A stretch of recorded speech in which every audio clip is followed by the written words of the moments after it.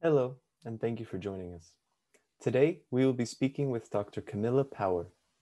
Camilla is an Honorary Research Fellow in the Department of Anthropology at University College London and was Senior Lecturer in Anthropology at the University of East London. She completed her Ph.D. in 2001 at UCL under the supervision of Leslie Aiello. Camilla has published many articles on the evolutionary origins of ritual, gender, and the use of cosmetics in African initiation, and did fieldwork with the Hadzabe hunter-gatherer women. Her current research interests include the origins of religion, the Neanderthal symbolic revolution, grandmothers and cooperative breeding, and the Hadza women's ritual. Her teaching ranges across evolutionary anthropology, kinship, and African cosmology. She is also a friend of the Kurdish movement, having traveled to Rojava, and engaged the Kurdish movement in discussion about her work on gender and human origins. Camilla, thank you so much for joining us today. Thank you for having me. It's great to be here. Perfect. So to begin, I'd like to ask about your involvement with the Kurdish movement. First, how did you come across the Kurdish movement? How did you become involved, and what inspired you to do so? Okay, well, I mean, it actually goes back quite a long way because I remember meeting Kurdish people, Kurdish workers who were involved very much in the movement with the Liverpool dockers back in the 1990s.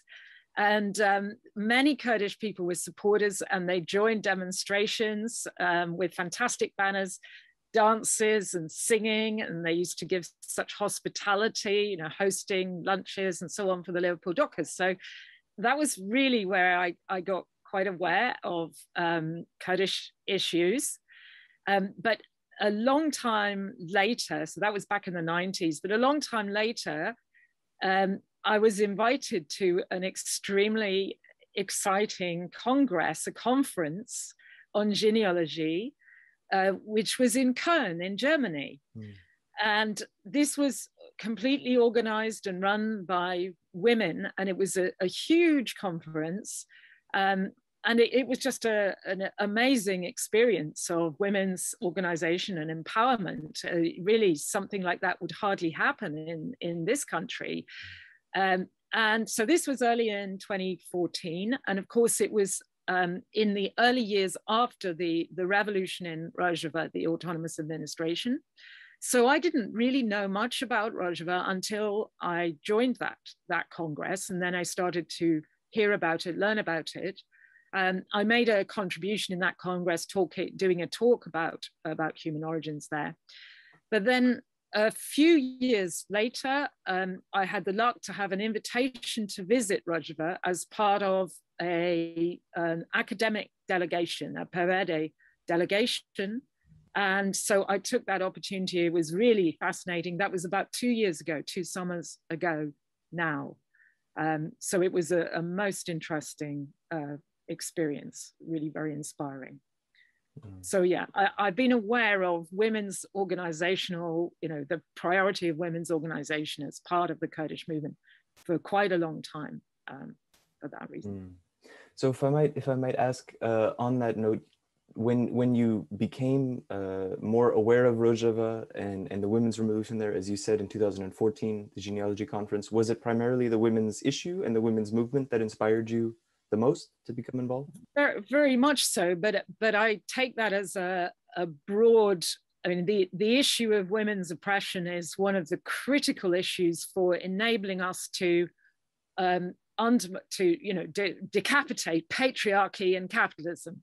So this is not it's not a narrow issue. And of course, the questions of ecology and climate change are massive questions. So I completely felt very sympathetic with the whole kind of triangle of women, ecology, democracy, and democratic confederalism. In fact, it was astonishing to me that so much was already being achieved. I'd heard about these ideas, but the idea that it was actually happening, there was somewhere where people were putting that into practice, was extraordinary. You know, that was extraordinary for me. Absolutely, thank you. So you are also a longtime member of the Radical Anthropology group based in London. Can you tell us a little bit about this group, both its history and its aims?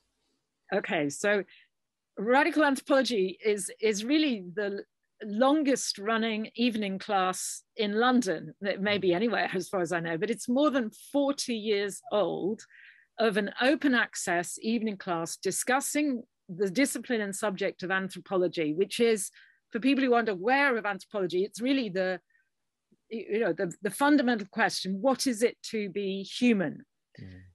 So with radical anthropology, we look at that question both in the sense of the evolution. Why are we humans different from chimpanzees or different from Neanderthals?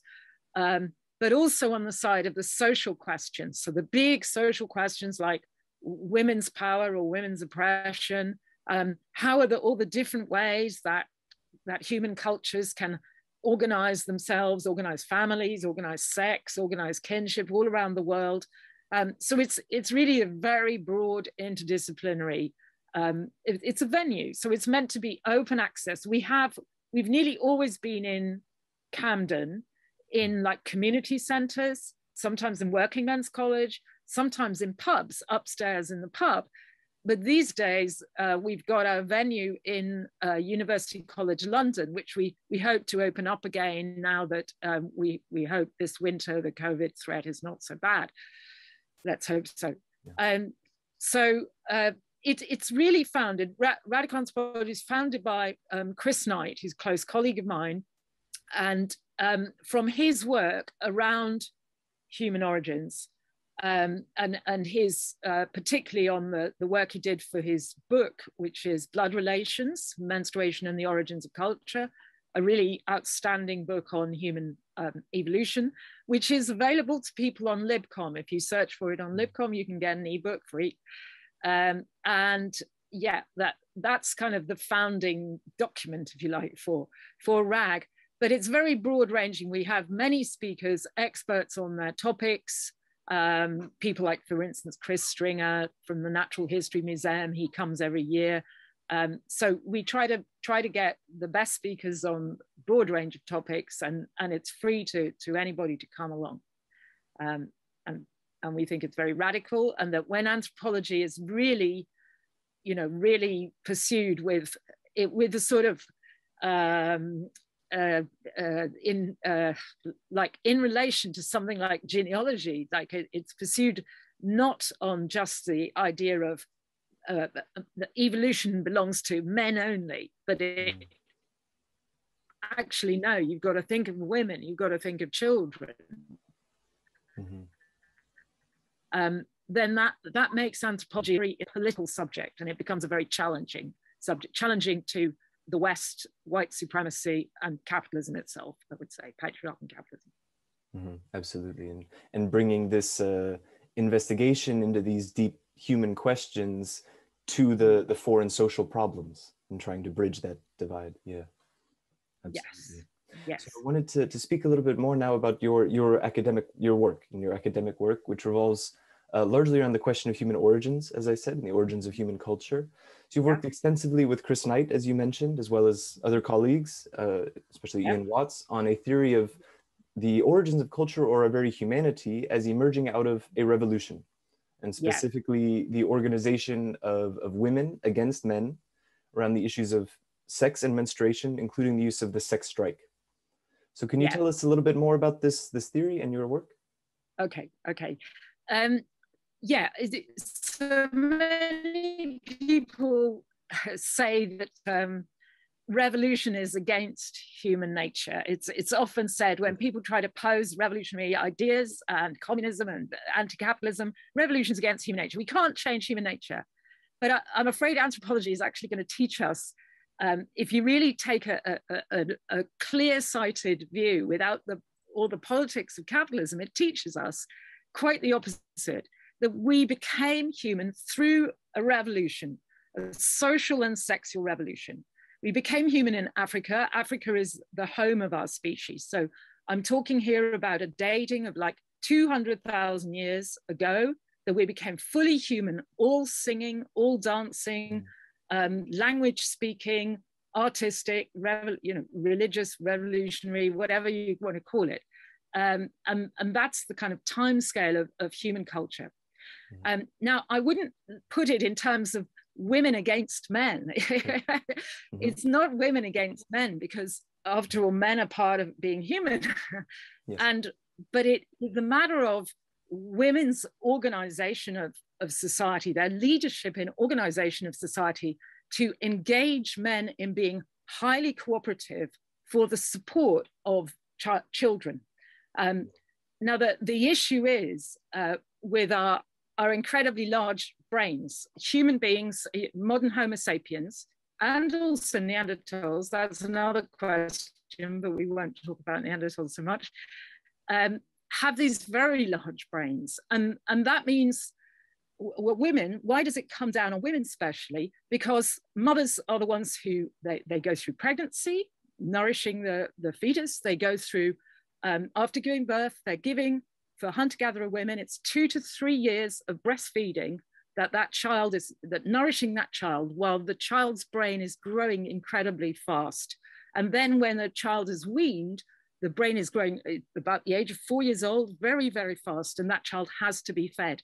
And it's down on the mother that investment has to be made. You know, whether a man helps or not, he doesn't have to. But what happened in the course of the human revolution was that women really organized that men would be regular, supporting, they would be offering plenty of food, plenty of support to women and their children. Now, this may sound like it's obvious that should happen anyway, but actually no. If we look, we've evolved from great apes, that is chimpanzee, similar species to chimpanzees, gorillas, orangutans. And we have an ancestry from those African great apes. If you look at the males among great apes, they not only don't help females at all, so that the great ape mothers do all the work by themselves, they can actually be harmful and dangerous to a female's child. So-called risk of infanticide, that's also possible. There is quite a lot of violence and competition in great ape societies.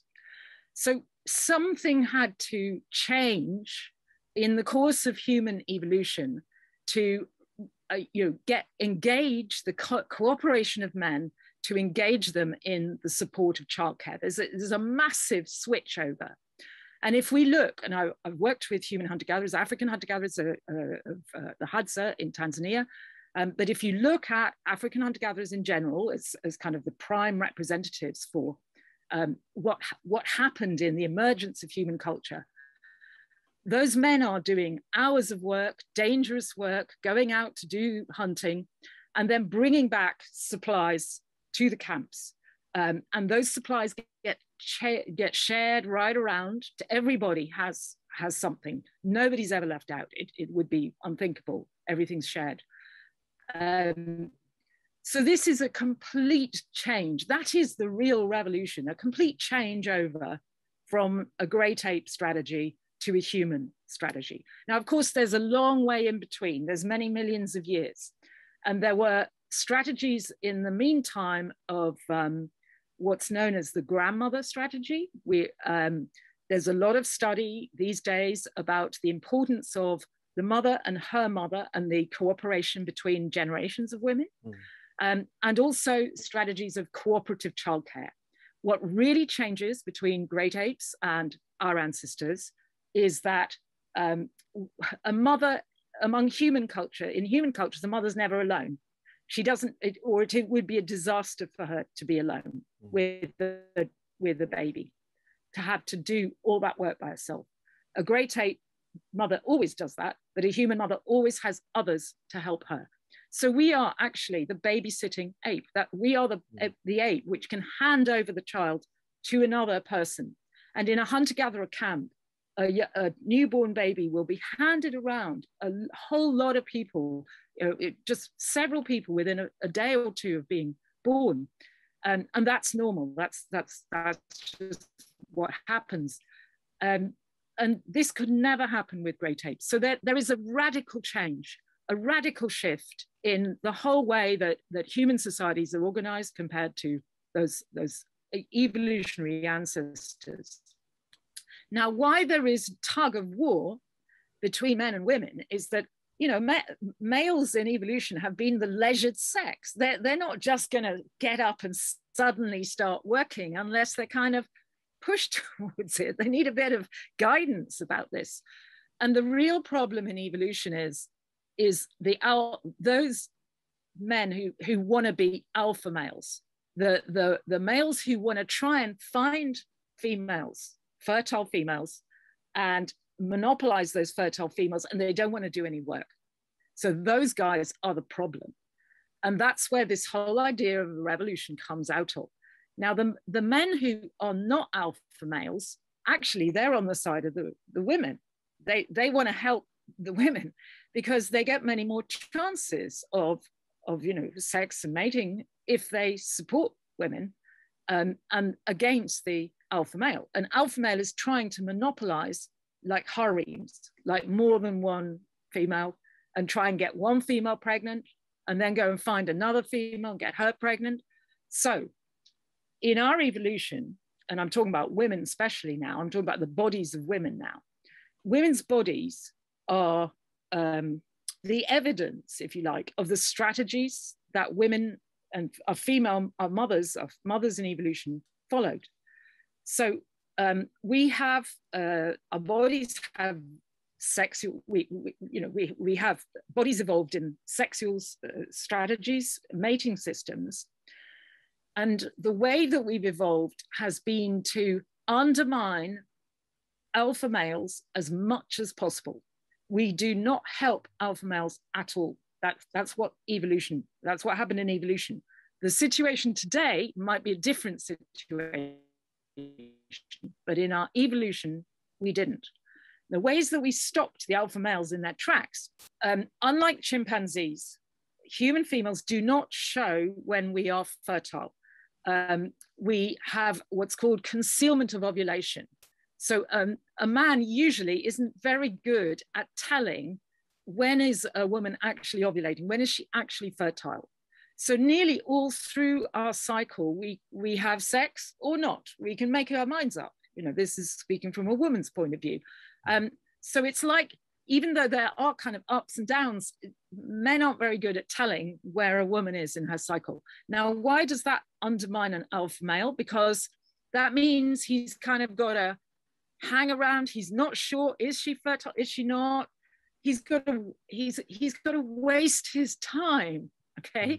And from an alpha male's point of view, he doesn't want to waste time. He wants to, let me be colloquial, he wants to wham, bam, thank you, ma'am, and move on to the next one. He wants to just get in there and then off to the next. That's his strategy. But for females, that is the last thing they want, because they want a male or a man, you know, a human guy who's going to hang around, help them get food, or help them with a child, or, you know, and wait around and be with them through a long period of time, not just now you see him, now you don't. Okay, so that's part of our strategy. Next thing that's part of the strategy is reproductive synchrony. Now, many people who are watching this, they might have heard of or experienced this phenomenon that's called menstrual synchrony. That if women know each other well, if they're close to each other, working or living together, and they're sort of emotionally attuned, it seems that their menstrual cycles sync up. It's quite a well-known phenomenon, at least it is for women.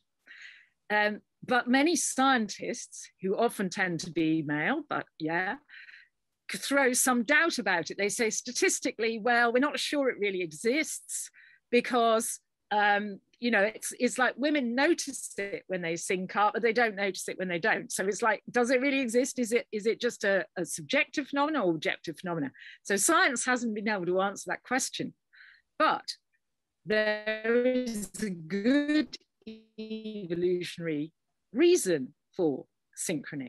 And the evolutionary reason is that if two women, if they have menstrual synchrony, actually they're synchronizing also ovulation, the moments of fertility. Now then, if you're an alpha male and you want to find your fertile female and you've got two to choose from, which female are we talking about? He's got to choose one of them, which means the other female well, another male can be with the other female.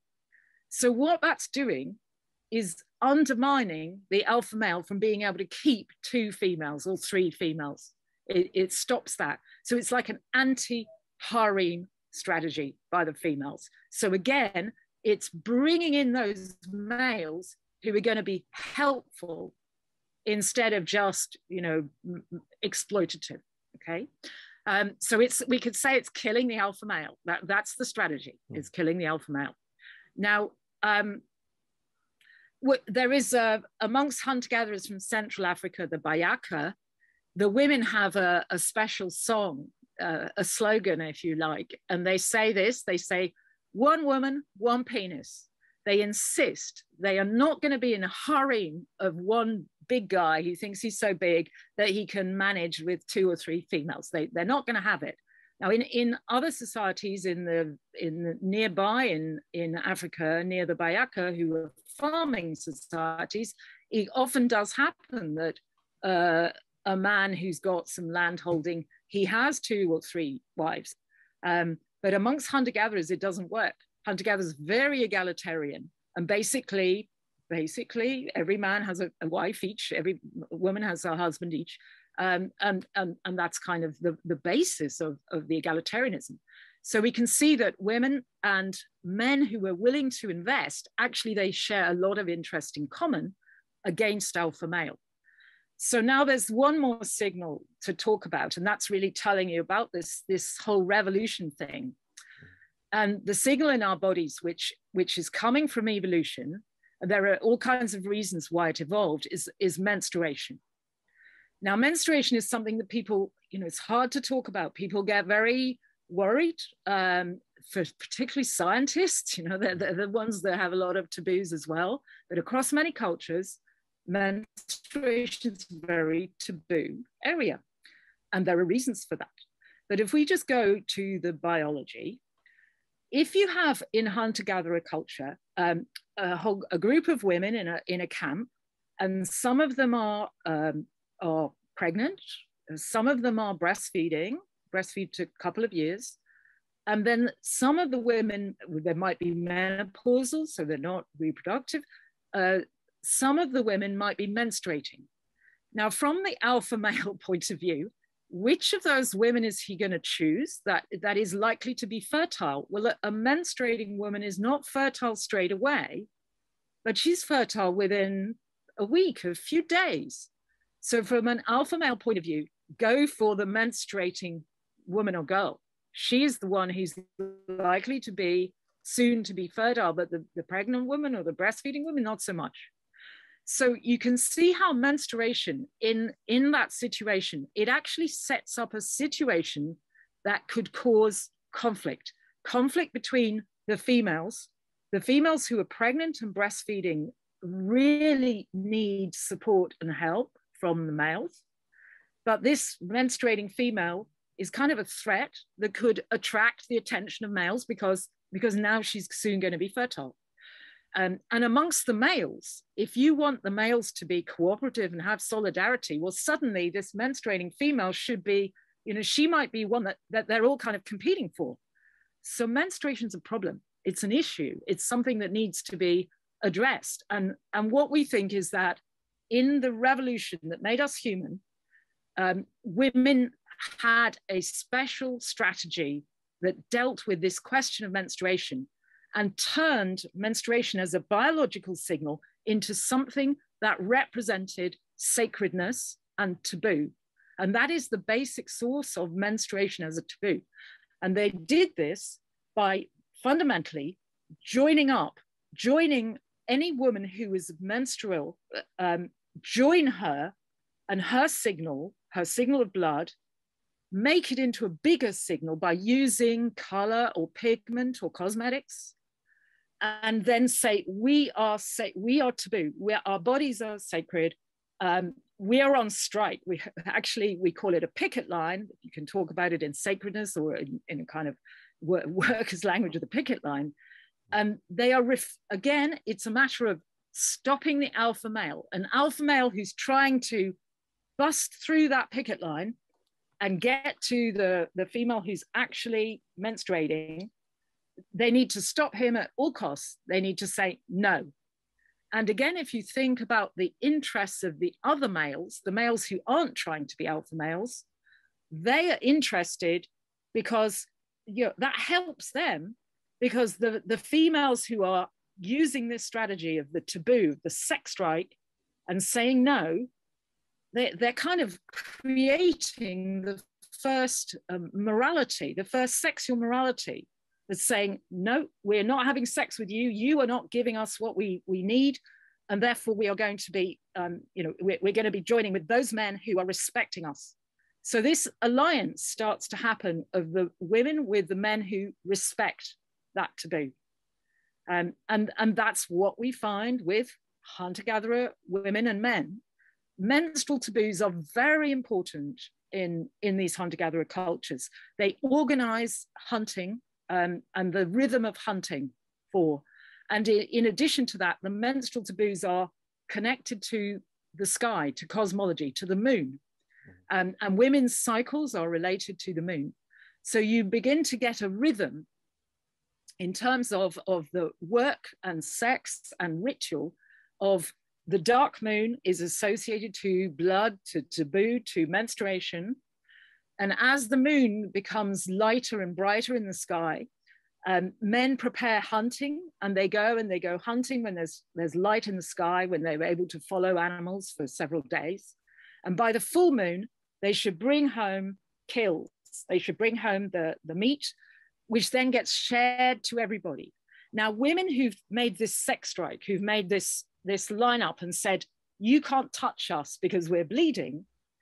Well, that bleeding, the bleeding of the women, is also the bleeding of game animals. And the men are unable to touch the game animals when they're bleeding. They have to bring them back to the camp, and the animals then get distributed. They get cooked. The meat is cooked. The blood is dried. There's no more blood. The meat is properly cooked. And then the meat is cooked. The women are cooked. Then there's no more bleeding.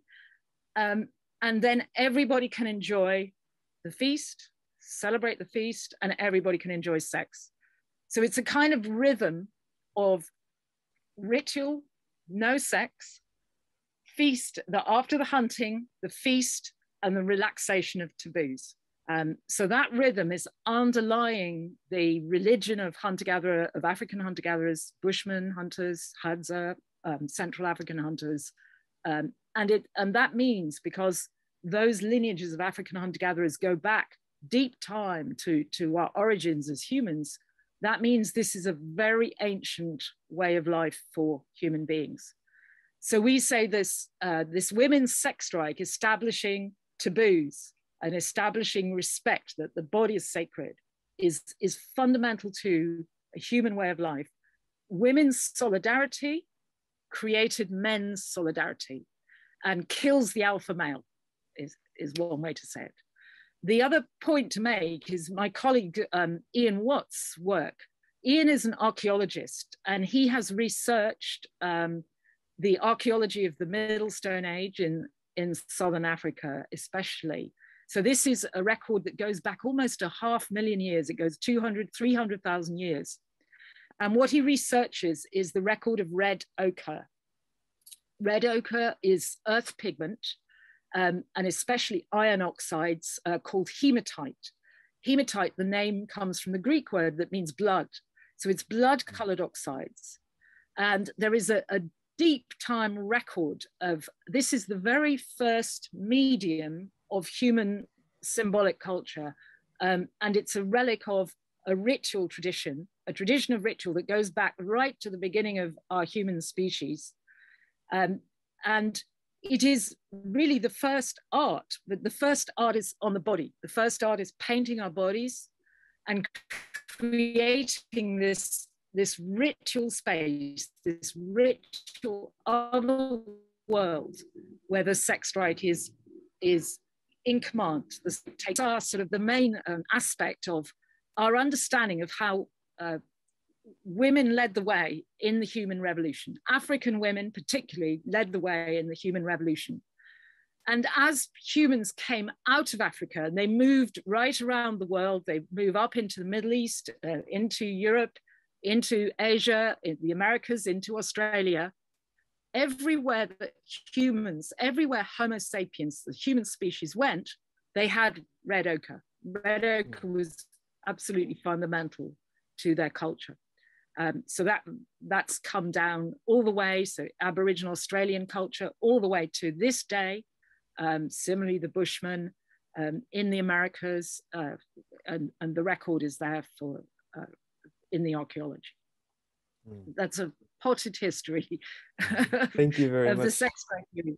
Absolutely. Well, and I think this, to clarify a little bit, if I understand, I think this point you're making is so important about the way in which symbolic culture and meaning and cosmology for human society emerges out of this ritual practice with the creation of taboo and sacredness and the basis of morality here in connection with natural cycles, bodily cycles, and social practices, right? And meaning being tied and created in a unified way through all of these, as above, so below, and the rest. I was wondering if you could elaborate a little bit more on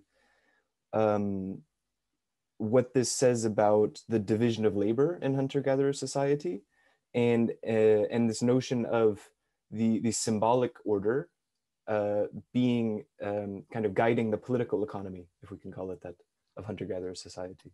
Okay. Yes, some people, I mean, this model of ours is definitely the creation of the sex division of labor as a kind of institutional fact, as an institution. It's quite important here because some people imagine that with large game hunting societies, somehow men, because they have weaponry, must be in control and command. But actually that isn't the way it works. It's not the dynamic at all. Men are actually under control rather than controlling in many ways. And it happens through an institution known as what's called bride service. So a hunter-gatherer man in a typical egalitarian African society, he never really has rights in his wife, not totally. He's kind of always got to keep working. If he doesn't keep working, if he's not doing his job, then his wife is with her kin, with her mother-in-law, her mother especially, but also her brothers, her father, anybody who's on her side, will, they're going to take a very poor view of this guy, and eventually they're going to chuck him out. They're going to say, well, you don't do the job. We're just finishing up here. So he doesn't have any rights. He doesn't have conjugal sex rights. He's got to keep working on it. It keeps him on his toes all the time. So at any time, that dynamic, well, the boss is really the mother-in-law. It's the mother, the wife's mother is kind of the boss. Always these societies, they separate the hunter from the kill as quickly as possible, because they don't want any man holding that meat and saying, okay, I've got the meat, I'm the big guy, you come and do something for me and maybe I'll give you some. That is just not how it happens. It's what's called demand sharing, that the sharing just goes around the camp and around the camp in kind of waves. And the man who's actually hunted the animal will probably be the last one if he even gets any of the meat at all. He's not going to necessarily get it. It goes to other people. So this is a politics of exchange. It's a political economy of exchange, which is absolutely ensuring sharing properly. And these egalitarian hunter-gatherers are just the champions of sharing. Sharing properly goes for meat, and it goes for flesh, it goes for sex as well as meat. It underpins both of those. Now, some people taking a sort of feminist perspective today find it, they think, well, women are kind of being forced into the home. They're being forced to do gathering. They aren't allowed to go hunting. But I mean, this is not looking from the perspective of women who are raising very expensive, difficult to provide for children, it's not taking the perspective of the collective of the women who are doing that. For one thing, in some hunter-gatherer groups, women do have roles in hunting. They will do perform snare hunting or net hunting. Agta women in the Philippines are famous for their fishing and sometimes hunting as well. But what women will not usually do is large game hunts. And Africa is, above all, the continent where there is still significant large game, up until very recently anyway, very significant large game hunting. Now, it so happens that the more there is big game hunting, the more egalitarian the societies are. And the real problem for women comes about when that big game hunt, when there isn't any big game anymore. This happened, for instance, for long history in Australia. Now, when that happens, no more big game, men kind of don't have much to hunt, and therefore they don't have much to contribute. And that's when the trouble starts, really, that's when the trouble starts. So in those situations, for one thing, men, for food, they start to rely on their wives. So now women begin to have a double burden of they're looking after children and they're gathering food. You know, women are always autonomous. They've always got food that they gather as well, but they have to supply the men as well. And if men aren't producing economically a lot of food, then this is a burden. It's a big burden for women. And so that is really where the beginnings of male expropriation and exploitation of women begin. We can say more about the issue of patriarchy in just a minute, perhaps. And it's kind of is the starting point there. The other thing is the symbolic aspect of this sex division of labor, because in fact, if you look into African hunter-gatherer ritual, what we get is an extraordinary gender switching and gender inversion. So there are rituals for girls at their first menstruation ceremonies, which are very important, where girls take hunting weapons and they pretend hunt, they pantomime hunting, they shoot bows and arrows. And the idiom of first menstruation is, she has shot an eland, she has shot a zebra. So it's like menstruation is like hunting with an arrow. And then when a man is tracking the game, he's got to be, especially if his wife is pregnant, he's got to be so careful. The tracking of the game after it's been shot, so the man will follow the trail, and that is as if it's going to affect his wife's pregnancy. So there's a kind of symbolic tying in, and then finally killing a game animal is like a woman giving birth, and there's a kind of symbolic connection between reproduction, women's pregnancy, childbirth, and a man's hunting and killing a game animal. And this symbolism kind of intertwines so that there's this interdependency of men and women, who produces the meat, who produces the child. It's kind of belongs to both parties. So any idea that this is, oh, men, they're doing the important things, they're hunting and they must be more powerful, and women are just, oh, it's all boring, they're picking plants or digging. And hunter-gatherer women have total autonomy. They've got to look after themselves and their children. They always have incredible solidarity and collectivity. And men they actually just can't really boss them about. They can't. They might try, but they can't. They will fail miserably, and women will assert by using sex as the final negotiation. So, the symbolism of the sex division of labor is very interesting because it does this gender reversal kind of thing to it. So it's not a simplistic, gender is not simplistic with hunter-gatherers, even though you think men hunt, women gather. Actually, gender itself is a really complicated phenomenon. So gender is not sex, and it never has been. It's from its origin. Gender is a construction of power, and with hunter-gatherers, women claim that power as the way to create society, create the cosmos, if you like, and keep the animals coming in to camp. So women's power is vitally important for hunting success.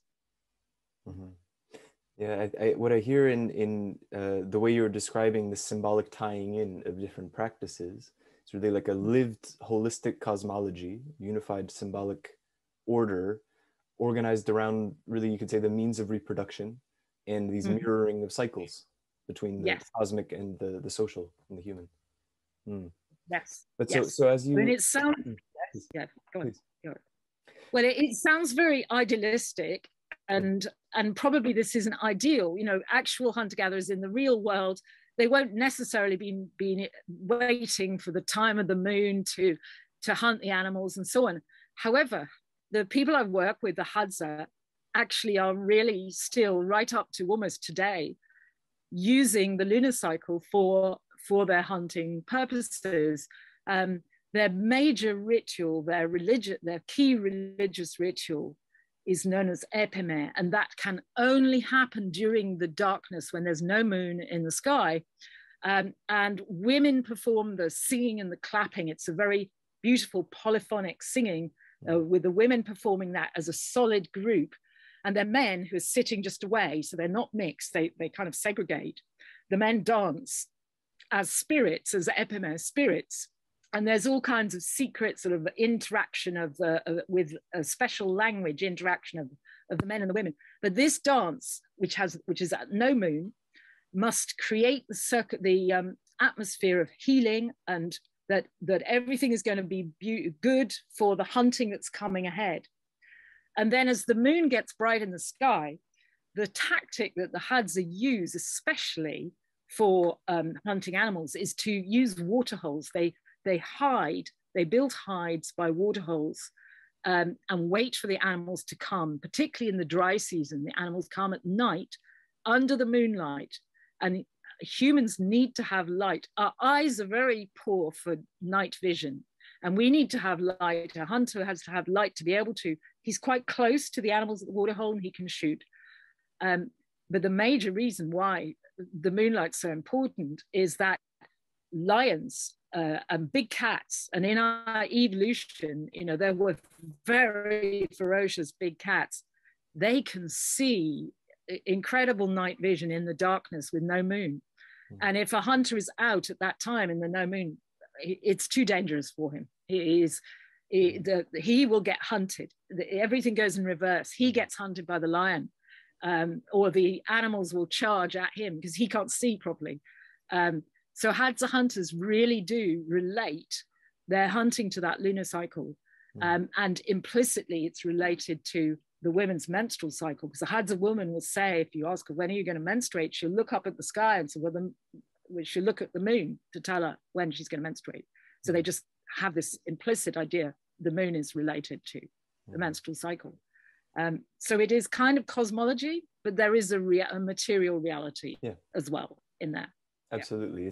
That's the important part, I think, the way that they are linked together. Absolutely. Actually are, yes. Yeah, that it's not non-dualist, we can say. But I think that what you were saying here raises another very important point very quickly, that the work that you are doing and the this theory of human origins that you are working to develop comes from observation of peoples who are still practicing rituals like this. I think that's a very important point. Or that they have very old, for instance, the Bushmen, use of red ochre, and which may inform us understanding of the archaeology of red ochre,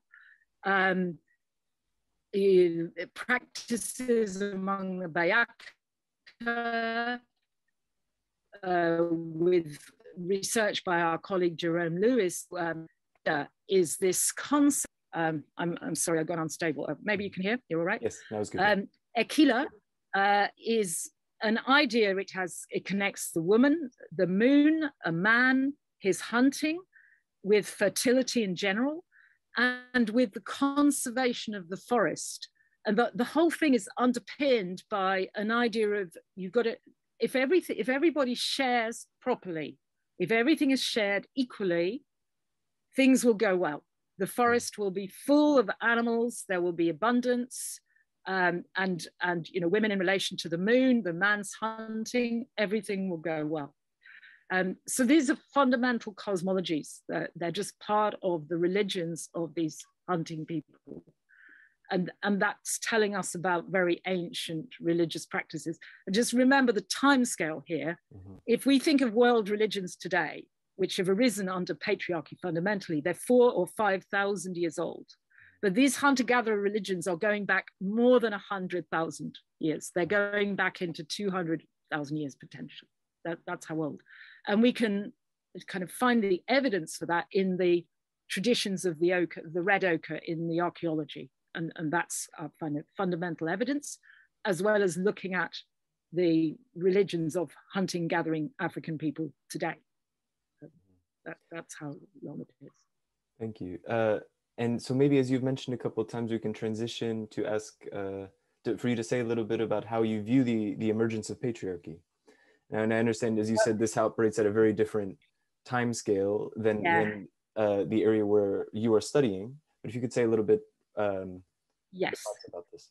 Yes. It's an extremely big subject, and I think patriarchy emerges in different places in possibly different ways.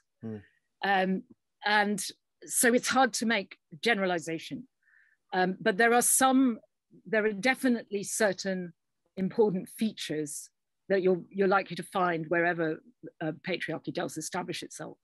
Let's remember that with great apes, there is a phenomenon of males dominating, particularly chimpanzees. I mean, actually bonobos, it's the other way around, but males dominating all females practically. But that's not patriarchy, because it's not institutionalized as a hierarchy of male supremacy with ritual property and all the institutions that validate that in recent patriarchal cultures. Okay, so but how can it arise? Well, I said one thing about it, one clue about it is when big game cultures, big game cultures have been right through in Europe in the Upper Paleolithic. We were talking about hunting enormous mammoths, enormous elephants in Africa. These are huge game animals. And when you have a game animal like that, you feed the whole camp for 2 weeks. It's a huge amount of meat. But when those animals, they never have gone from Africa, which is part of the reason why African hunter-gatherers are still there. But outside Africa, particularly places like Australia and of course Europe and the Americas, those game animals became much less common. Australia is the classic example that nothing now in Australia bigger than a kangaroo. There used to be huge animals in Australia, but that all changed basically with human hunting and with climate factors. So then, as I say, men, they can't really supply very much hunting, then they become reliant on their wives. And now the old dynamic where one man only can supply one woman doesn't work anymore. It then becomes possible, and for men, it becomes desirable that a man would have more than one wife, because he's got more than one wife, he's got more food, he's got more resources. Okay, so you start shifting to a male exploitation of women with increasing numbers of wives. Now, if some men have more wives, other men go with no wives. Okay, you can't have, and what happens in the situation in Australia, for instance, is it's known as gerontocracy, the rule of old men, where old men are exploiting their wives. Maybe they kind of let the wives have sex with some of the young men, but only on condition that the young men work for them. So it's a kind of exploitative scenario, exploiting the work of young men and women. Now, all of this system gets sanctified through ritual. It is a system of ritual where men create initiation rituals which are highly exclusive of women. Men are appropriating ritual and they marginalize. It's not true that women have no ritual, they do, but they marginalize women's ritual. Now, what is so interesting about, for instance, Aboriginal Australian ritual is men have secrets, and the secrets are that for men to be part of this initiation, they have to bleed. So a young man who's initiated must bleed, and often that blood and the mythology that's associated to the legitimacy of this ritual is mythology of ancient mothers who menstruated together, gave childbirth together. So that blood is ancestral mother's blood. So what has happened, and there are places where the Aboriginal, places like Arnhem Land, where the Aboriginal elders who talked about these rituals with anthropologists have said, well, it was never all that all that blood, all that babies, all that was never about men. It was all about women. It was women's business. We stole it from women. We just take a picture of it from women. So they say so. They admit to it. So what you have is a phenomenon called, in these rituals, called male menstruation. Now, if we think of this as in hunting cultures, this is kind of the way that patriarchy kind of turns everything upside down. Real women who are actually menstruating, they become impure and polluted, while men mimic very secretly, it's a very secret thing, men pretend to menstruate. Okay, now you think about phenomena like circumcision in all over Africa in male initiation ritual, circumcision in world religions like Judaism, Islam also. This is symbolic tokens that go back with great antiquity, whereby men are effectively menstruating. In Christianity, the imagery of Jesus Christ on the cross with his wound is another example of this same thing. So ritual power, the men take over the ritual power, but the language of ritual power stays with that blood as the signal of blood solidarity.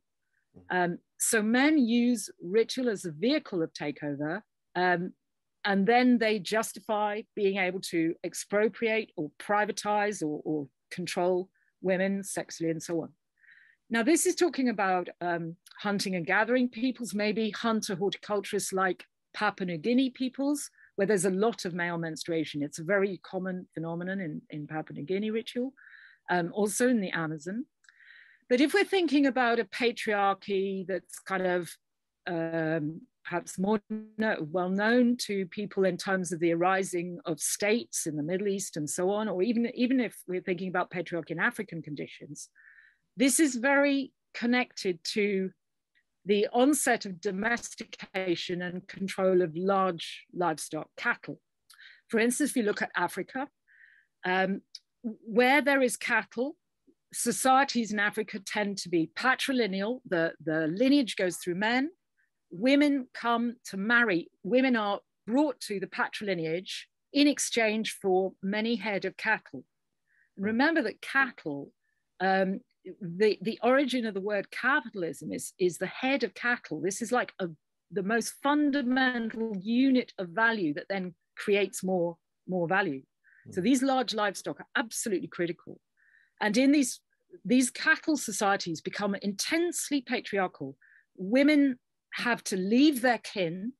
They are in amongst strangers with very little support. And they are made to, their labor and the labor of their children is extracted. It's used very, very, very exploitatively. Until a woman reaches a senior status, maybe with, say, Maasai women, they become senior when they have a son who's reached circumcision, perhaps. But this is very... Now, in other areas of Africa, because of tsetse fly, there's no cattle. And in those areas of Africa, it's known as the matrilineal belt. The places are matrilineal. Lineage is traced through women. Women have much greater sexual freedom. Women can decide if they don't want to carry on a marriage. They just go back home, or they are at home already, and they tell the man to go. And so this just cattle in itself, you can just see from the kind of political economy in Africa, it immediately makes a difference. And it makes a difference in terms of violence to women, exploitation of women, and the kin support that women have. It really does. Now, if we come to areas like, areas like the Middle East and areas that would be much more known for people who are interested in Kurdistan and so on, still this phenomenon, the great equalities and the rising of states in these areas, the warfare that created those states and so forth, horses, cattle, they're fundamental aspects. And we can refer back to Engels' ideas of the patriarchal family, that the man has the control over the livestock. And this is kind of part of the world historic defeat of the female sex. It's what it is. There's no question these are very important factors, even though there are examples where women will always resist. Women always, they're never going to just sit there and be exploited. They're always going to be resistant. And even in pastoralist societies where there is a lot of bias towards men's power as a result of their ownership of that property and that capital, if you like, there's also aspects that maybe facilitate women's solidarity and organization. And one of those aspects is what's known as transhumance. Transhumance is when flocks move between pastures according to the seasons. And this is probably very old in domestication of animals, and in areas like Kurdistan and the Middle East, this would definitely be a factor. So what happens is a large part of the men's community may go away and leave the women's community behind. And what that separation does is it creates a kind of autonomy, agency, organization, and solidarity with the women that can reflect and match the similar organizational solidarity of the men. And there's a kind of movement, and it's a bit like the sex strike movement that goes around the lunar cycle, but here we have it in the seasonal cycle, and it moves like that. There's quite a few examples where this transhumance means that actually women, even in herding societies and animal owning societies, the famous example is the Kalasha in Pakistan. Now the Kalasha are not Muslim. They have their own notable religion, an ancient cosmology, which reflects this seasonal movement of livestock. And women have their place, and actually that place is like a mixture between a menstrual hut and a temple. And the Kalasha are very proud about the fact that their women are free. Women maintain a very strong solidarity by sharing their experiences in the menstrual hut, and where they give birth, and they have this whole culture that's centered on that. And meanwhile, men's culture is like up in the mountainside with the animals, and it's kind of a reflection of this hunting rhythm, but with the animals and the flocks instead. Now, my guess is, but I'm not very knowledgeable about it, that Kurdistan would also have been part of this kind of transhumance culture. And that would have facilitated, in some areas, definitely of Kurdish communities, facilitated women's organizational solidarity, their agency, their autonomy, very significantly, even though there are also very strong patriarchal traditions that control women. There would be aspects of that which would mitigate the sort of patriarchal control. So there's a lot of things to say. Patriarchy, the emergence of patriarchy associates strongly to warfare. Now, for all the incredible courage and bravery of Kurdish women fighters, which is beyond any doubt, the game of violence and the game of war is never going to suit women and children. It's never a good thing. Yeah, in our evolution and in the emergence of human culture, hunter-gatherers don't really do warfare. There's no way that they're so egalitarian. Nobody can kind of be in command. It just doesn't work.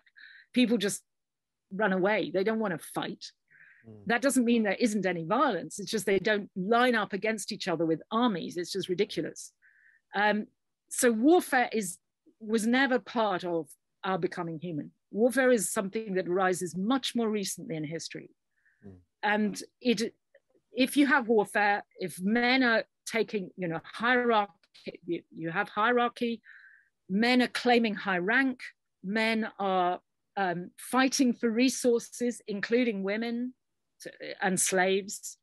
You know, all of this, we've got to reflect matriarchy or earlier pre-patriarchal forms are based in sharing and equality, whereas patriarchy is all about rivalry, hierarchy, competition, and you know, the alpha male comes back into accumulation.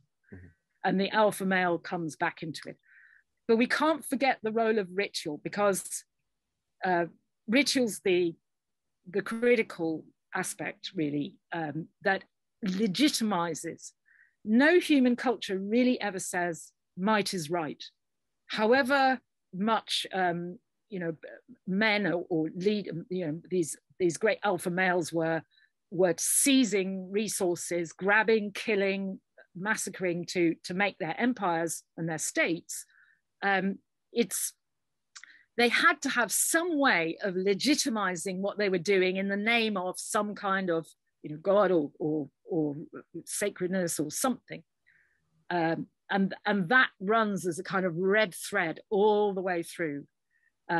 It's where I could start to say something about the famous stories of Shamaran in the Anatolian region. Because in your work, there's a lot of discussion of the snake imagery, right? And the snake figure across many different regions and places. So absolutely.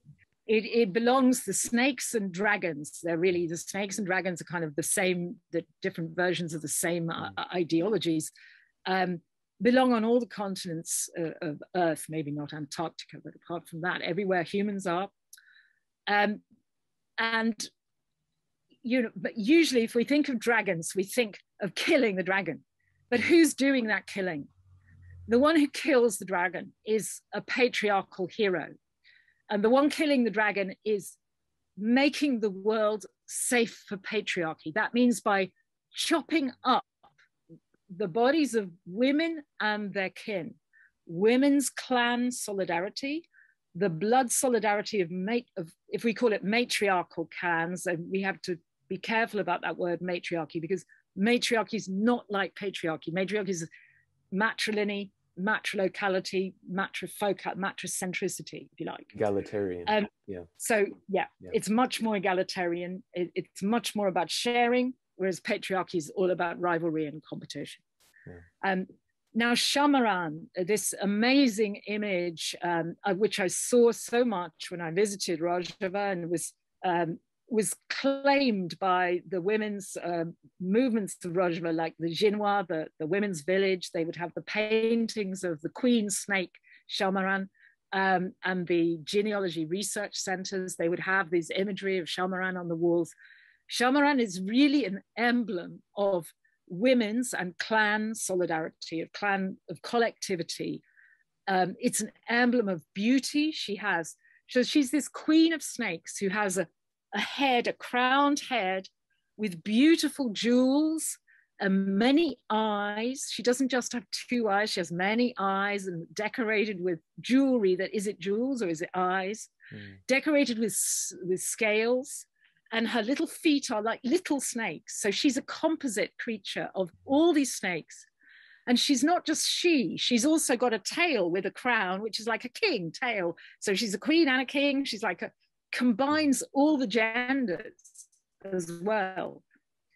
So she's very female, but she combines she's incorporation. She's a corporation of everybody. She's kind of a diverse entity. And these dragons and snakes, they always are like the inclusion of opposites of gender, opposites of high and low, opposites of blood and fire. Because these dragons and snakes, they represent like the whole cosmos. They are. In Australia, it's like the rainbow snake would be. They're great. Ouroboros is kind of that representation of the entire circle, the cycle of life, death, and new life. We've got rainbow snakes in Amazonia, in Australia. We've got dragons in China and Eurasia. Now, just think about how those dragons get, either they have to be killed, like St. George and the dragon, to make the world safer, and Perseus and the monsters he kills and beheads and decapitates to make the world safe for patriarchy, or the royal, the emperors, like the Emperor of China, he is the dragon. He incorporates the dragon to his royal power. Now that story of Shamaran with this is a story of a transition from a women's matriarchal collectivity of wisdom, knowledge, healing, where she's given secrets of that knowledge to a man that she very much trusts, but he wants to go back to his world. And she tries to, begs him, well, don't betray the secrets, don't. And especially, he mustn't go into a hammam, into a bath, because if he goes into the bath, his skin will reveal scales, or will reveal the fact that he has this snake nature. So it's like he's part of that sort of snake clan. But then the king, or the royal power, this is from the stories from the 1001 Nights, or the Anatolian stories of Shamaran all over Iran and Kurdistan and even Turkey. The king and the Shah and his spies, they find the man who's in the hammam, they find the snake skin, and they know that he's the man with the knowledge. And then one way or another, he reveals the secrets. So either where is Shamaran? How can we capture Shamaran? Or he reveals the secrets of the knowledge. And so it's speaking about a transfer of ritual knowledge or ritual understanding of healing, and a healing that represents like the whole abundance of the cosmos in some way, the whole fertility of the cosmos in some way. And that is being given to a royal personage who's usually sick and has to be healed. So this is a transfer to royal power. And royal power, wherever you look at it in the whole world, has this association to snakes, dragons, the power of the blood. And again, it's a sort of secret co-opting of that potency that occurs. So the Shamaran story is telling us, and if I had the language skills, I would love to follow all the roots of the Shamaran story in oral culture, which is, of course, what the genealogy research centers do, because that story is a secret about, it is a secret text about the origins of the emergence of patriarchy in the form of royal power and the power of the state, in some sense. So her body is this composite body, which is clan solidarity, kin solidarity, sacrifices its power for the sake of the king and the state, and that's something of what's going on with that story. Absolutely. So what you following on from what you were saying before, I think that's a very good segue to talk about genealogy, or the science of woman, literally, which is more, you could say, understood or articulated by the Kurdish women's movement as a method about cultivating a method for women researching the history of social life and the relationship between social and ecological life from a women's perspective, with a great emphasis on oral tradition and preserved cultural knowledge. And it is first posited by Ocalan and has been developed by the Kurdish women's movement. I wanted to ask you what is your understanding of genealogy, and how it relates to your own work, as well as how you view the project of the Kurdish women's movement in developing genealogy, and a bit about the work you've done with the women's movement around genealogy. Well, I mean, I really discovered genealogy in going to this incredible conference that I mentioned in Cologne in Germany, and began to appreciate it. It felt to me very much like it paralleled what I was trying to do with my work in terms of human evolution. And when I went to Rojava, we had many, you remember because you were there, Connor, that we had many talks with particularly with women from the Rojava University on the subject of genealogy. We had a fantastic conversation in Jinwa, the women's village, where I heard one of the Rojava professors saying, this is science through the eyes of women. You know, we've got to understand this as science, and I do understand it as science. I take science to be collective human wisdom and you know, accumulated wisdom, in the broadest sense. And I would include in that science, as you say, science of social life. I'm an anthropologist, and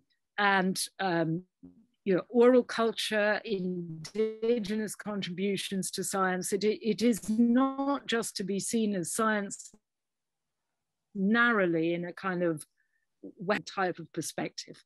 Yeah. Science, to be truly advanced as human knowledge, has to be accountable to all the multiple perspectives of women, working class, Black people, indigenous people, trans people, lesbian, gay people. It has to be a truly across the diverse humanity, because science is the collective of accumulated knowledge of humanity in all senses. Genealogy is advancing a very important part of that with women's perspective, and it's both aiming to, as you say, as a method, aiming to understand what aspects of the study of women's either oppression or their empowerment, to understand what are the factors underlying those. It tries to draw on sources that are specific to women in terms of oral culture, things that, or women's forms of cultural transmission, particularly.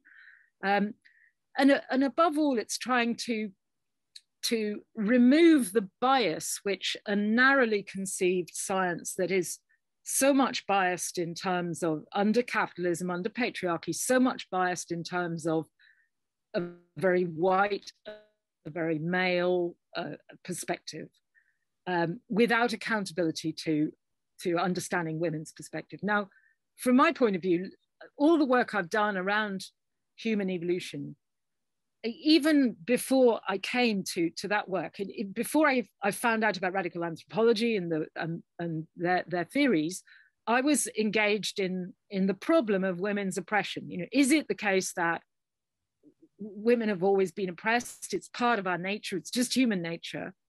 Or is there actually a story where there was much greater equality in our origins previously, and where women had much more power and shared that power?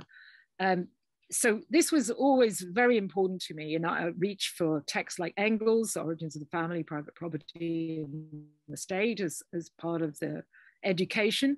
But it clearly was a subject that had to be approached through anthropology. Anthropology is one of the key areas where biology and evolution meet with social sciences to answer a question of that kind. So with my supervisor, with co-workers at UCL, where I worked as doing PhD, we were always trying to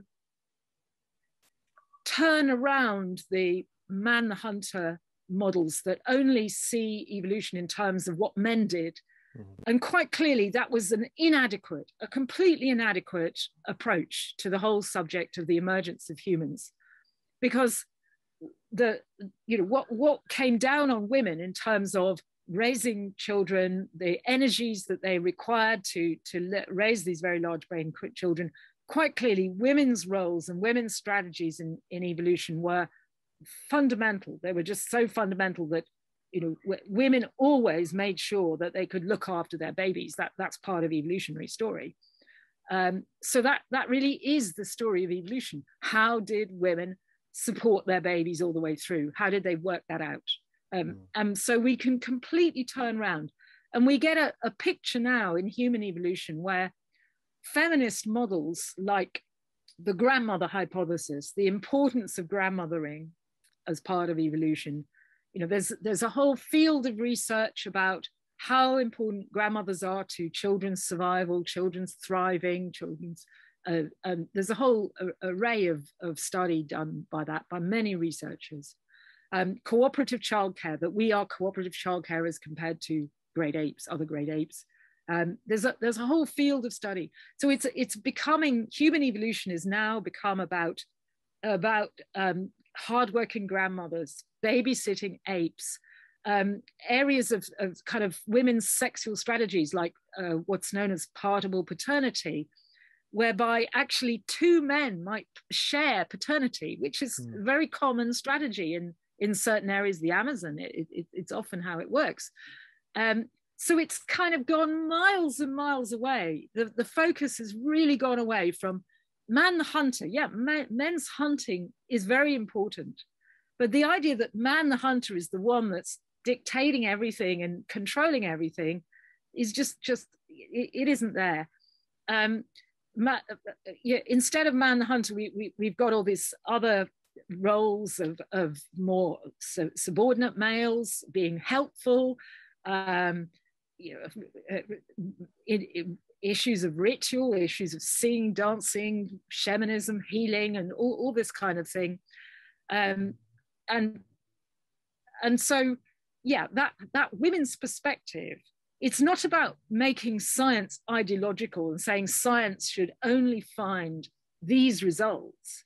It's about, you open up the perspective with, it's not just men, it's women, it's children, it's all these other indigenous perspectives. And suddenly you're finding a new world out there. You're finding a whole different story. So it's just about pushing back against the biases that were blinding us, that those biases were completely blinding us. And I like to refer again to our Shamaran imagery, because I don't just think she represents collectivity, female solidarity. She also represents science in some big way.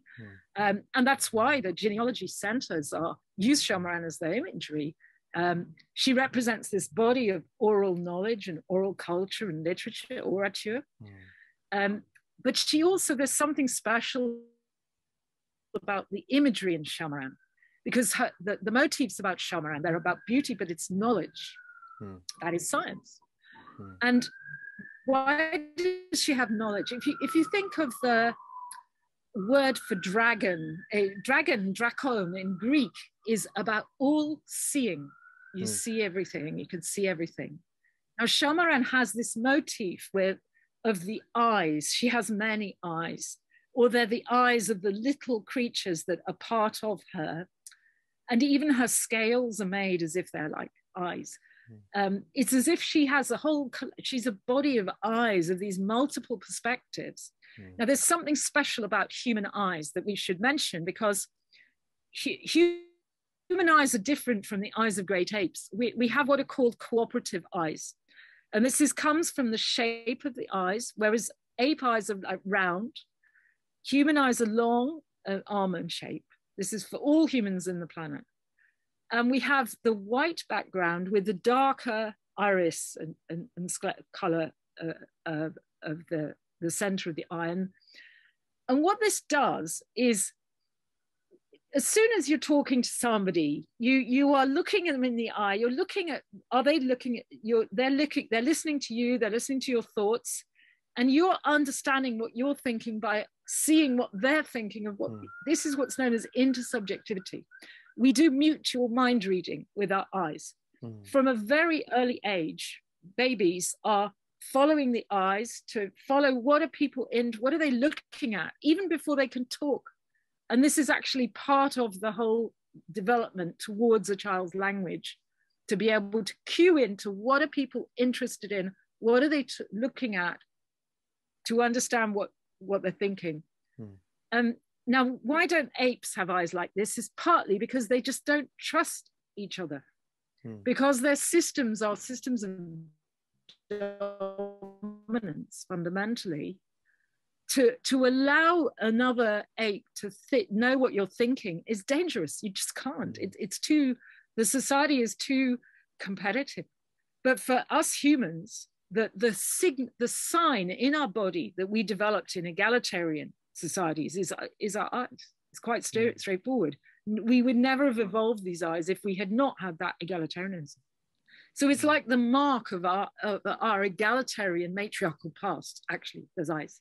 And when Shamaran has this incredible imagery of these eyes, she's like all seeing, all knowing, but it's because she has all these multiple perspectives of all the different parts of herself. She's encompassing everyone. And and that is the way that I kind of feel about genealogy, that it is trying to put into the actual practice, the actual research, the actual study, this idea of these multiple perspectives that gives a true intersubjectivity, a true interaction on a basis of equality. With you don't just study a subject as if you're alienated from that subject. It's an interactive, absolutely interactive process. The other thing that was emphasized when we talked in Rojava is that it's a method and a science that comes out of, the experience of struggle. It's coming with special consciousness, which really does belong to women or Black people or people who've suffered and know about oppression.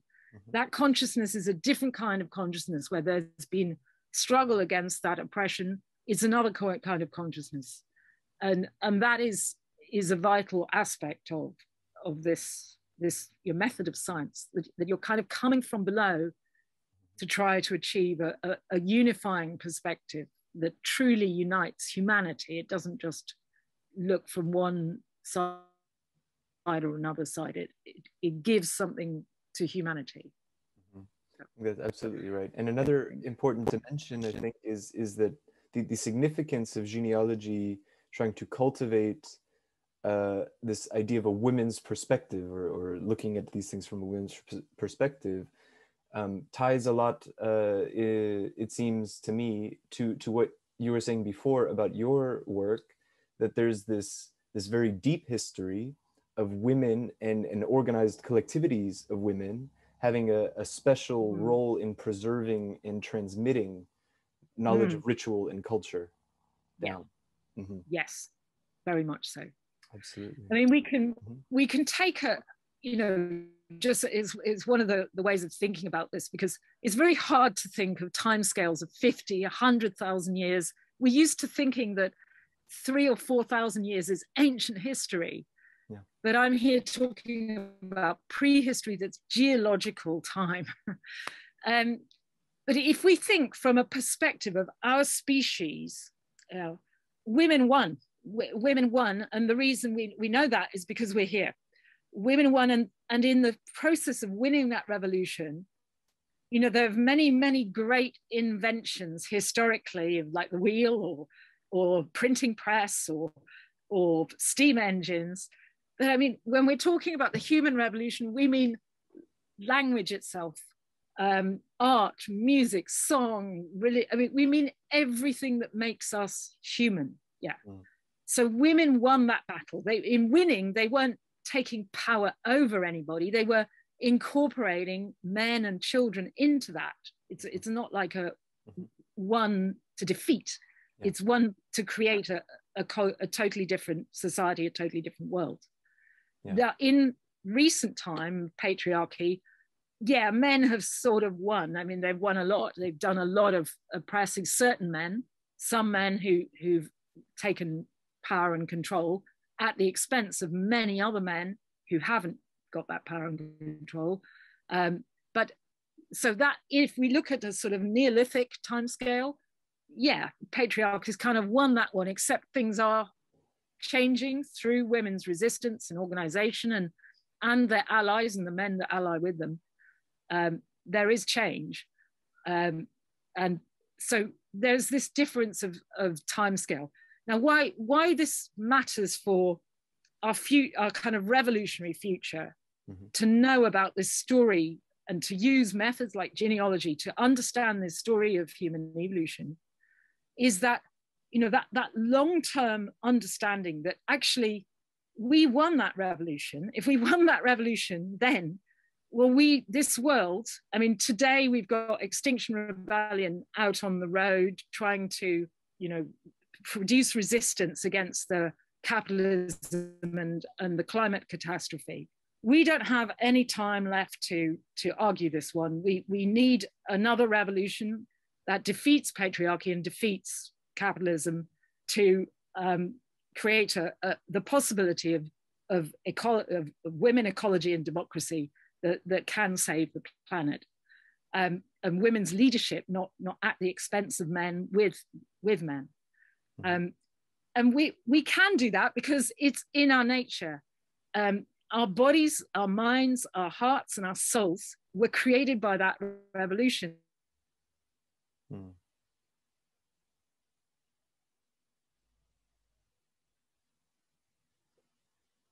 Haven't lost that. The time factor of that revolution is what we our natures. It's been so recent that it's forced us against our natures in many ways, and forcing us into positions that are bad for our health, bad for our physical and our mental and our emotional health, bad for women, for children, for men, everybody on the planet. We can see what the disaster is. We can see what's happening to the whole planet, all the fire, all the flood, all the terrible aspects of climate catastrophe.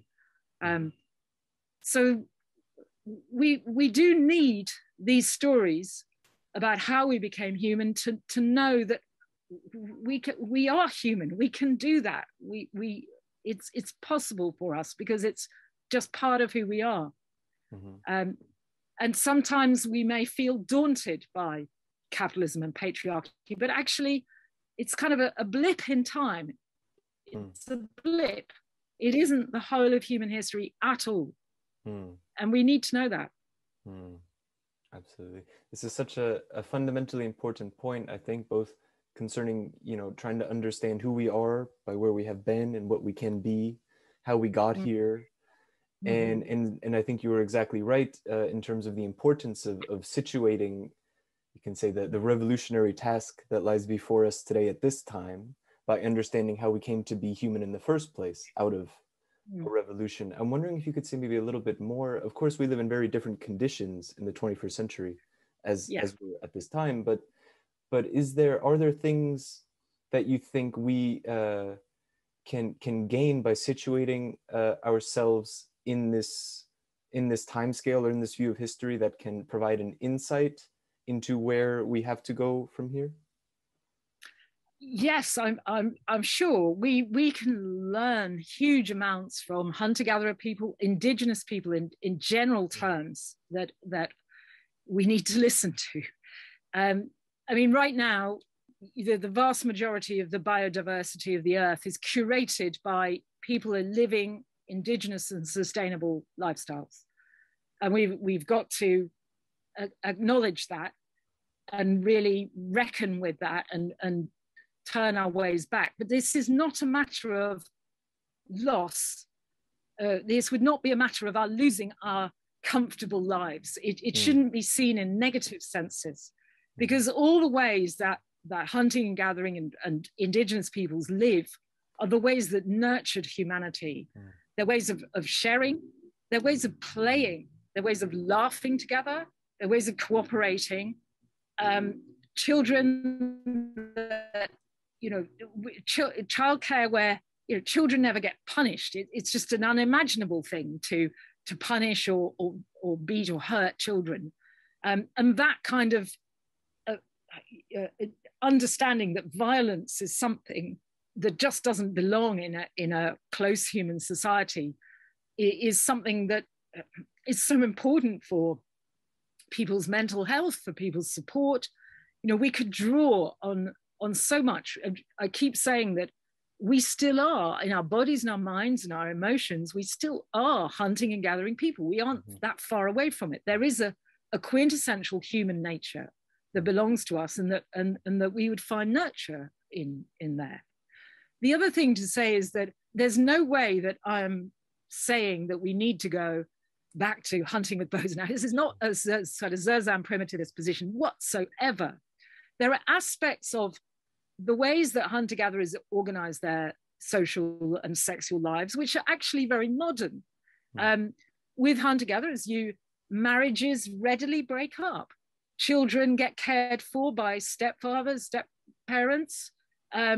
This is the kind of modern marriages. They're not dissimilar.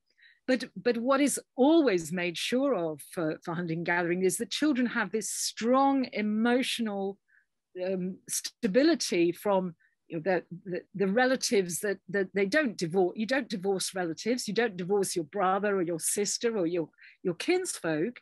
Marriages might come and go. There's always encouragement for fathers to be supporting their children, whatever happens. So this is not so far away from modern life. The other aspect of it is kind of nomadism. Humans aren't actually very good at living in just one place the whole of their blooming lives. We're not. We're meant to move. We're meant to go around. We're meant to travel. We'd be made for that. Hunter-gatherers always have very intimate relationship to their land and their landscape. They move around. They curate. They different times, but they have very intimate relationship to the land and landscape, and they develop those with cosmological concepts of the care of the, they belong to the land. It's not the land that belongs to them, and we need that. We need to disrupt all the assumptions that capitalism has of property relations, and recognize how we belong to planet Earth. Planet Earth doesn't belong to us. We need to give back to planet Earth in ways that we're respecting. And that does mean at local, very local ecological levels. So if we think of social ecology, if we think of all the work of people like Bookchin and Ocalan that's gone behind, underlying the developments of Rojava, and it's an incredibly difficult project in Rojava to green the land there in Syria. But those ideas need to be transplanted. They need to be brought across into all the places of the earth that need it. We all need it. We need to be developing that intimate local ecology to where we live. Like I'm living in this urban, South London. We need to love our rivers. We need to go and love our rivers and take care of our rivers. We need to take care of all our spaces, our wilder spaces, we need to just within cities raise those up, take care of the wildlife that exists in cities. We need to develop those relationships, even if we do. Most of us still live in cities today. I'm not talking about going back to like bows and arrows, but the aspects of social relationships and the kind of ecological relationships that come from our ancient hunting gathering past that we can draw on, we can resuscitate, we can restore and recognize, and just respect the need for that. So I think there's the possibility, although time is running out. It's a great trouble. Absolutely.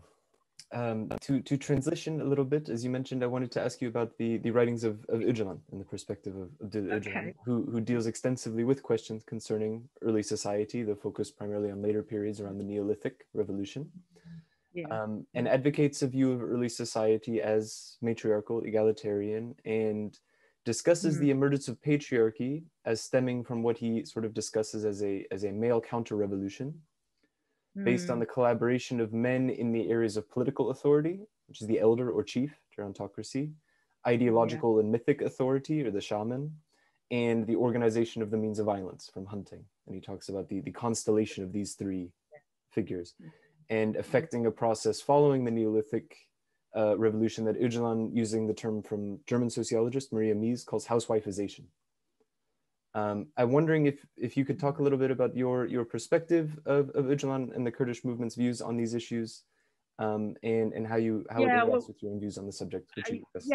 I'd kind of be going back onto what I was saying about it, and patriarchy doesn't necessarily develop in the same way in every place. Sure. It'll be in differences in different places. I've said everything about hunting, how the dynamic in hunting is not that men have the weapons and the violence and the control. And so there is a problem for when the hunting breaks down and then men have the weapons and then the violence gets directed in the wrong way. So in that sense, that would be correct. Shamanism can be, there are these different pathways of male appropriation of ritual power. We wouldn't quite call the Aboriginal Australian pathway shamanic or the Papua New Guinea pathway shamanic exactly. In some places, it might be more so than others. But yes, there is, I mean, I've talked about how men in appropriating ritual power, they still use the same language of blood that tracks all the way back into the ancient ritual domains of the menstrual ritual. It still does. I mean, even James Fraser, when he was understanding the role of the divine king, he recognized that the divine king had very strong similarities in the way he was ritualized to menstrual girls. And this is true. So that royal power, the power of kings, in some way mimics or appropriates the potency of menstrual girls and menstrual ritual. And I can show that with the English royalty. I can show that with African royalty. I'm not so confident in terms of Middle Eastern royalty, but the Shamaran story is a trace of that. The Shamaran story is talking about that ritual power transfer. So I do not, and when it comes to the housewifeization idea, for sure, for absolute sure, the danger to women, what causes women's loss of power and loss of agency is privatization. For one man to have control and privately put his wife behind the doors of the house and to cut off her links from social networks, including the networks to her own kin, that is death to women's power. That is definitely the historic defeat of female sex. That is where patriarchy gets so much. Other aspect of it, because women are brought, if in patriarchy with patrilineal patrilocality, women are brought at marriage into that alien home. So now we think of the mother-in-law in relation to the daughter-in-law. Now in the old grandmother strategy, the mother with her daughter, she's the mother-in-law of the hunter. She's in control, she's the boss, but she's bossing the man. But then you change that around with patriarchy, and the grandmother is now the mother of the husband. And she is now in a position where it doesn't always happen, but the trouble is that the tendency will be for that woman in authority over the younger woman to exploit, to be suspicious, to guard her, to be vigilant, to control her. And so what you get is a kind of divide and rule within the household, divide and rule between the older woman and the younger woman, who do not necessarily see their interests totally in harmony. Whereas previously the grandmothering with the mother and the daughter, that their interests are really in strong harmony. And that is kind of the grandmother strategy goes into a kind of, it goes into a deficit in those circumstances. So there are all these aspects of kinship and intergenerational conflict that are part of the story, and cutting women off from their links, their support structures. Now women can overcome that. There are great examples, and I could talk Heinrich over donkey about Africa on this one. Great examples of women's resistance to that situation. But the important part of it is that women always retain social networks to their own kin, or those who will support them in some ways. And women create ritual networks, which, for instance, in Africa, very powerfully they do. So those are the ways that women can mitigate the housewifeization. They're not mere housewives. They're women out in the marketplace. They're women with ritual titles and ritual strategies and ritual. So there are many ways that women can resist that. That if you keep a narrow Western and patriarchal capitalist viewpoint on it, you don't realize what solidarity is there underpin. I mean, it's a bit like, we don't always agree, David Graeber and I, late David Graeber, the great late Graeber, we didn't always agree.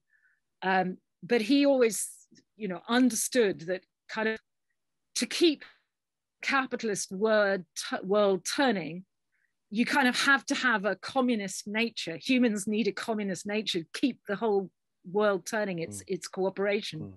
Well, I agree with that entirely. We evolved as anarcho-communists. We evolved as in that way. And it's because of our nature that capitalism, you know, preys on that cooperation. But it's true with women too. If effectively women as this bedrock of cooperation in taking care of the old, the young, the sick, as the carers of society fundamentally, that without that work, that unrecognized work, society break down. It does break down when that work can't be done. And during the whole time of COVID, I mean, it's not only women, it's all the key workers, all the NHS workers, the carers of the society who kept us going. And we realize when that happens that what really, really counts, what's the bedrock, are the people who are actually the most exploited people, who don't get adequate rewards and work the absolute hardest. And that's kind of the story with women, that women will never stop that work because they do care. It's just part of it. And an important dimension, I think, that I hear echoed in what you were saying as well, is that for both Maria Mies, who comes from a more Marxian perspective, and Ocalan, they emphasize that this, what happens in the gender dynamic under this housewifization phenomenon, becomes reflected as class at a higher scale later on, as this appropriation of labor, power, and subjugation. Sure. Yeah. And on this topic, I think it's important that Ocalan, to keep in perspective, that Ocalan is writing these ideas under very difficult circumstances from prison with very limited access to resources. Yeah. And so he emphasizes in his writings that what he is saying is only a starting point, is only one proposal and one perspective. And so I think it's important discussions like these to keep developing these ideas as in the spirit of science that we were talking about, as a collective wisdom. Absolutely. I mean, that's absolutely, I mean, going back, you know, there are many Marxists, they might go back to what Marx said or what Engels said back in the 19th century, but Marx and Engels themselves would have, you know, they would be up with the science today, what's going on. They wouldn't worry about what they wrote in the past. They want to know what's going on today. So these are always tracts and texts that need development as time goes through. And it was very interesting how the early Marxists, Marx and Engels themselves, and then people like Rosa Luxemburg, developed anthropology. They realized they had to look at anthropology to understand pre-capitalist formation, pre-patriarchal states. And they too understood the women's oppression as part of the initial, or actually the initial class oppression. And that to unravel those class oppressions, something would have to unravel in terms of women's oppression. It would have to go back in a sort of dialectic to where it initially was in terms of women's freedom and sexual freedom and so forth. So I was very influenced by Engels, and I'm sure that is a very important part of the Ocalan development too. So yeah, it is astonishing what Ocalan's produced in those terrible conditions that he's had to work with. But yeah, we need to take those texts and work with them and build on them.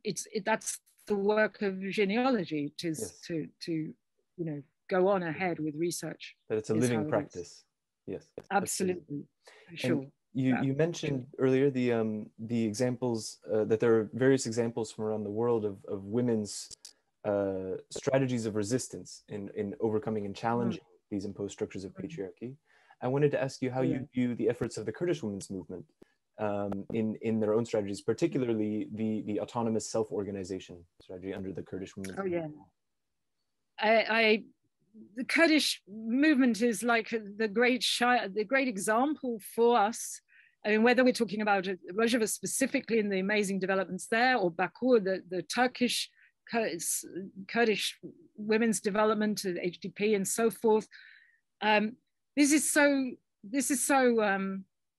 You know, the aspect of gender solidarity, organization, the aspect of the co-chair movements of trying to ensure diversity. This was something that was, even though we were a very short time in Rojava, it was quite apparent how important the making sure that there was diverse representation, not just women and men properly represented in the co-chairs, in all the councils at each level, but also the different ethnicities as having their voice and being properly represented. And so this needs to be I always emphasize to people that it isn't narrowly Kurdish. It has a very specially Kurdish character and development, but it is able to be brought out to other peoples in that region and to try to deal with the terrible impacts of recent and historic warfare, genocide, terrible,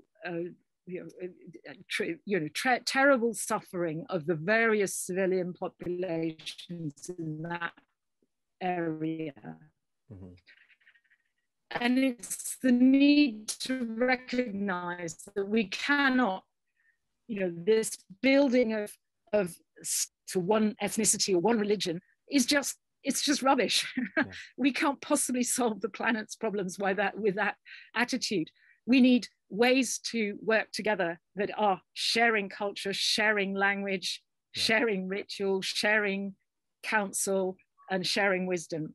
And the Kurdish movement, spearheaded above all by women's organization, is really reaching for that. And it's transnational, it goes beyond the borders. It has all the potential to, I just try to imagine what could happen in London with all the ethnic communities in London if we started to foreground the same kind of democratic confederalism in our terrain here. And there would be such potential for what could be done from the ground up. These are autonomous, ground up, bottom up decision-making bodies and processes. And we're saddled, in London, we're saddled with these horrifying, profiteering, capitalistic Tory government that has offers no hope for the planet, offers no hope for refugees, offers no hope for anybody. We have to change things, and the Kurdish movement is a great shining example of the possibilities. And I have just the utmost respect for what has been achieved in the most difficult, terrible circumstances. This is This is a good segue into the final question I wanted to ask you. You mentioned you implicitly perhaps answered it already, but I wanted to ask you about how you view the democratic confederalism project, particularly this issue of attempting to reinterpret self-determination and realize self-determination beyond the nation state, as well as it being a collection of ideas and strategies that are offered in response to and for pathways forward within this very critical situation we find ourselves in now as a species in the 21st century. Yeah, it has to be part of the solutions. I try to speak to people with like Extinction Rebellion. They talk about citizens' assemblies. I've participated often in Occupy movement assemblies and so forth. And these are little tiny steps towards assemblies in the street, assemblies in neighborhood.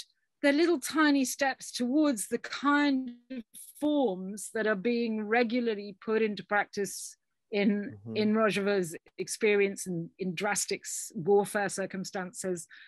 But we need to make those practices. Some of the most democratic events that I've participated in, one, hunter-gatherer camp decision-making processes are just amazingly democratic because everybody has their voice, children have a voice, it's everybody. Two, autonomous action like Occupy or horizontal type direct action movements, when people are really working out, they leave ideology behind, they really need to work out practically what is it we want to do and what can we do together. And they leave aside the ideology, they leave aside the fact you talk one language, I talk another, you belong to one heritage, I belong to another. They just leave that aside. What can we do together? And make sure that everybody has their voice heard. As I say, Occupy type of assemblies, and of course the meetings that we had in Rojava. And we didn't have the experience of really being on the ground with the council meetings, but we had meetings that were of that kind of form in terms of academic institutions and educational institutions, educators' meetings, they were taking such a seriousness about how should children from all these communities with all these different histories be educated, be brought up to respect each other. How would we do that? How are we going to do that? And that's kind of fundamental. It's just such a fundamental aspect of it. So it gave me such a strong respect for what, you know, the method, the forms and the processes of democratic confederalism. And I do not have experience what hunter-gatherer decision-making is like. I don't feel it's a million miles away. You know, it's what gives an equal voice to everyone to be able to confer and to have their voice in decisions, to reach decisions by sort of consensus, and to pass those decisions to another level where it's at a bigger kind of level. We had the experience, just to come back on the women's organization, with going to the one of the founding congresses of the Northeast Syria women's movement, and just seeing the women interacting with all the different ethnicities, all their different roles. It was so powerful, operating at such a widespread, influential and widespread, going across ethnic boundaries with real meaningfully. It's not in a way that's imposing the views of one community onto another community. It's a meaningful interaction that means everybody is contributing, and I don't see what other solution there can possibly be for us. It has to be a solution of such a nature that it's coming from the bottom up in that way, and then interacting with a kind of overarching overview. So yeah, I don't know how else to do it. You tell me. Yeah, I agree, absolutely. And with that, I think we've run out of time. But thank you really so much for taking the time to speak with us. It was a pleasure. Are there any final thoughts you would like to leave us with in closing? Give me an awful lot of time to you and for asking such thoughtful questions, and I hope that it's of interest to people. I'll just make a little flyer for Radical Anthropology Group, if that's okay, because Radical Anthropology Group keeps on going. It keeps on going. It's the sacred day is a Tuesday evening. And we actually hope we're going to be live again in University College London, but we will also have Zoom access, I hope. And there's a Radical Anthropology Eventbrite. There's a Radical Anthropology website where you'll find out more information. The information for this coming year is just going to be going up in the next 2 weeks. So if you search it, you'll find out the information. We're on Facebook and we're on Twitter, and you find out the information there as well. We will also include a link to the Radical Anthropology Group, along with some other resources about the topics we've been speaking about that we will publish alongside this video. Wonderful. Absolutely brilliant. Thank you so much. Thank you again. Thank you. Thank you. Thanks very much, Connor. Right. Okay. Bye-bye.